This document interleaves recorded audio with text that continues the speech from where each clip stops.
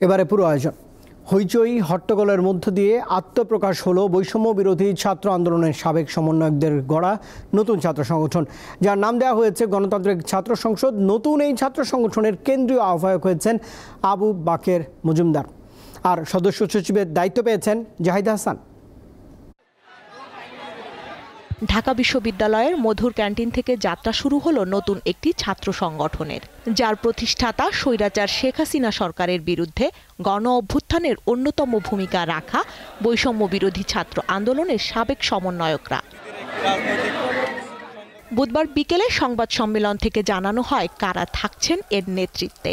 এতে কেন্দ্রীয় আহ্বায়ক হয়েছেন আবু বাকের মজুমদার। এছাড়া ছাত্র সংগঠনটির সিনিয়র যুগ্ম আহ্বায়ক হিসাবে তৌহিদ মোহাম্মদ সিয়াম, সদস্য সচিব জাহিদ আহসান, সিনিয়র যুগ্ম সদস্য সচিব রিফাত রশিদ ও মুখ্য সংগঠক হিসাবে তাহমিদ আল মোদাস্সির চৌধুরী দায়িত্ব পেয়েছেন। ঢাকা বিশ্ববিদ্যালয় সংসদের আহ্বায়ক হয়েছেন আব্দুল কাদের। জুলাই অভ্যুত্থান পরবর্তী বাস্তবতায় তারা মনে করছে এমন একটি রাজনৈতিক বন্দোবস্ত দরকার, যে রাজনৈতিক বন্দোবস্তের মাধ্যমে বাংলাদেশের মুক্তিগামী জনতার, বাংলাদেশের মুক্তিগামী ছাত্রদের স্বার্থ হাসিল হবে। সেই লক্ষ্যে আমরা বাংলাদেশ ফার্স্ট, স্টুডেন্ট ফার্স্ট স্লোগানকে সামনে রেখে আমরা জুলাই অভ্যুত্থানের শক্তি থেকে একটি নতুন এবং ইউনিক ছাত্রদের পক্ষে ছাত্র সংগঠন ঘোষণা দিতে যাচ্ছি।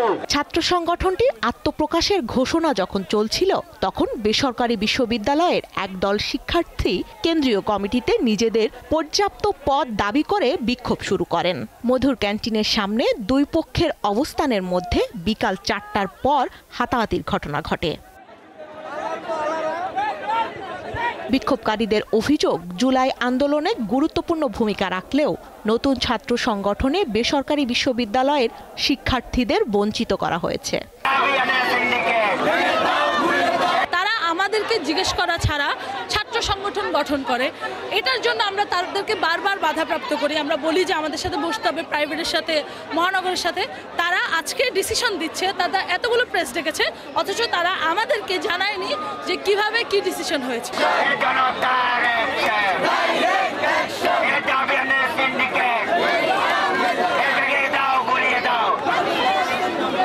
মল চত্বরের সামনে দুই পক্ষের মধ্যে দ্বিতীয় দফায় হাতাহাতির ঘটনা ঘটে। এ সময় কয়েকজন আহত হয়। পরে সন্ধ্যায় আরেক দফা মারামারির ঘটনা ঘটে।